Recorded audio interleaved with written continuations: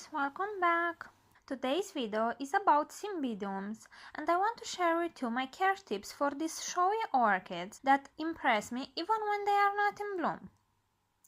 Cymbidiums are prized for their long-lasting sprays of flowers, used especially as cut flowers or for corsages in the spring. There are two main types of cymbidiums, standards and miniatures. Where the summer nights are warm, above 70 Fahrenheit, only miniatures can be recommended because they are more tolerant to heat and they are able to flower in warmer weather. Light is one of the most important factors for growing cymbidiums.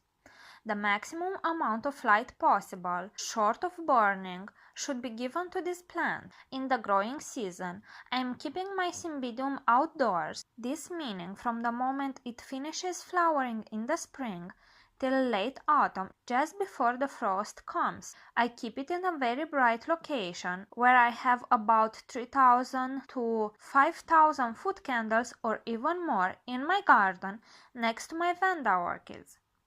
This means I give to my cymbidium only light shade during the middle of the day, about 20% shade, between 12 am and 4 pm. Leaves should be a medium green to light green in color, never dark green. Temperatures are another critical factor in flowering standard and miniature cymbidiums.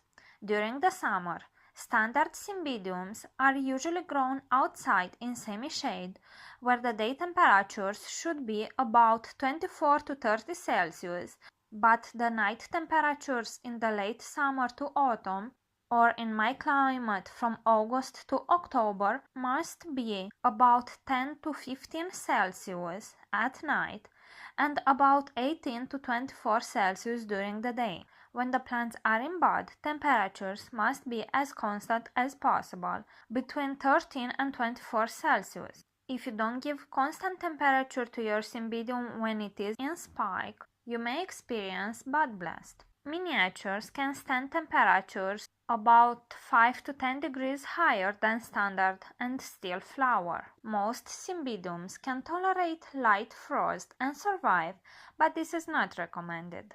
I bring mine inside the house when the temperatures drop under 5 Celsius. In mild climates, they can be grown outside all year round.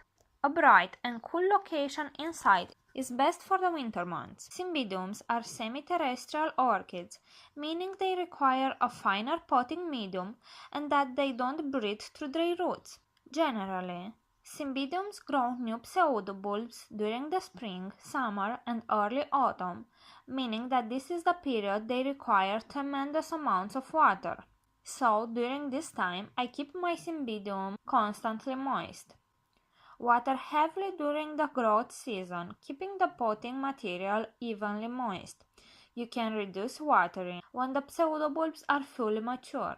During the winter, you need to keep it barely moist. In my climate, during the winter, after I give it the drop temperature and I see new spikes starting to emerge, I bring it to a warmer location where I have about 20 to 23 Celsius and I water it about once every 7 to 10 days. Humidity, it is not a critical factor in growing cymbidiums. They are not fussy and they will grow very well even with humidity under 30%. But you will need to keep humidity at 40 to 60% during the winter, especially when the plants are in bud. You need to keep the air moving to prevent fungus called botrytis from spotting the flowers.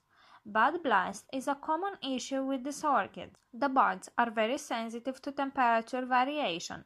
To prevent that, I recommend you keep your cymbidium in the same place from when the spikes start to emerge till the buds are fully open. At this stage, you can move them to another room for a better display if you want to. But do not move cymbidiums in bud from a room to another, as this can cause serious bud blast. Also, you want to make sure you keep your cymbidium sheltered when it is in spike or in bud when you open the window during the winter, because that fresh cold air can cause bud blast. Cymbidiums are heavy feeders.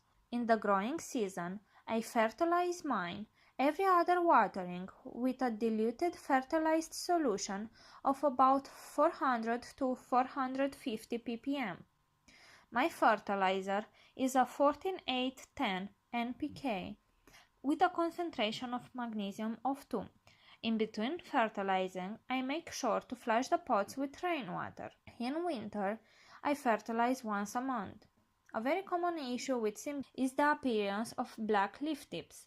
This is caused by the accumulation of too much salts inside the pot or by using a too strong fertilized solution. I know cymbidiums are heavy feeders, but you must make sure you flush the pots thoroughly between fertilizing with rainwater. I also got some black leaf tips, but mine are caused by too much heat when the plants sit too close to my heater. I occasionally get this in summer as well, when we have over 35 Celsius. I like to trim off those black tips, and the best way to do this is with a sterilized scissor, and I like to cut at an angle in a V form. This makes the cut look much more natural.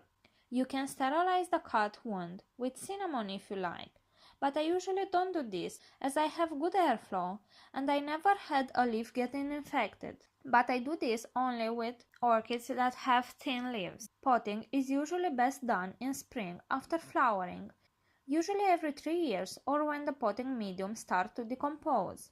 I like to repot mine in the garden and use the garden hose to help the medium get out from between the roots. Cymbidiums are semi-terrestrial orchids and they produce huge amount of roots, liking to be pot-bound. You need to pick a water-retentive potting mix. I use for mine a mixture of 40% peat moss, 10% perlite, 30% sphagnum moss, and 20% medium-grade fir bark. Select a pot that will allow for at least 2 to 3 years of pseudobulb growth before crowning the pot, while planning on placing the active growing pseudobulbs of the division farthest from the side of the pot. Spread the roots over a cone of the mix in the bottom of the pot and fill the container with medium, working it among the roots very gently. Cymbidiums can be divided very easily and there is no need for a specific number of pseudobulbs. Single back bulbs can sprout and grow very well, and they don't even need to be placed in mix until new growths and roots are noted. Keep shaded and warm until new growths sprout and pot as above. In order to rebloom these orchids, you need to provide a dropping temperature of at least 10 Celsius. I bring my cymbidium inside the house when the temperatures start to drop under 5 Celsius. You need to provide these cooler temperatures for at least 2 weeks before you start to see signs of spikes. This can be very confusing for some of you, as tiny spikes look just like new growths. A very good way to distinguish them is by gently pressing on the middle of the spike when it is about 5 cm tall. If you do this too soon, it won't have any air inside. If you do this when the spike is taller, the spike will already start to form inside those sheets and you might risk squeeze the buds. If it has air inside, it means it's a spike. But you need to do this very gently, as you may squish tiny buds. A safer way to check it is by using a flashlight. Or even better, you can wait for a few weeks and you will see whether the leaves starts to unfold, meaning it's a growth, or the buds start to poke up through the sheets. You can choose if you want to stake your cymbidium spikes or you want to let them grow naturally. I can already see 3 spikes on my cymbidium and I will make sure I let them grow naturally in a pendant way. For me, this display looks much more appealing. Okay guys, I hope this care tutorial helped you better understand these incredibly showy orchids and maybe you can decide now to give them a go. Thank you for watching.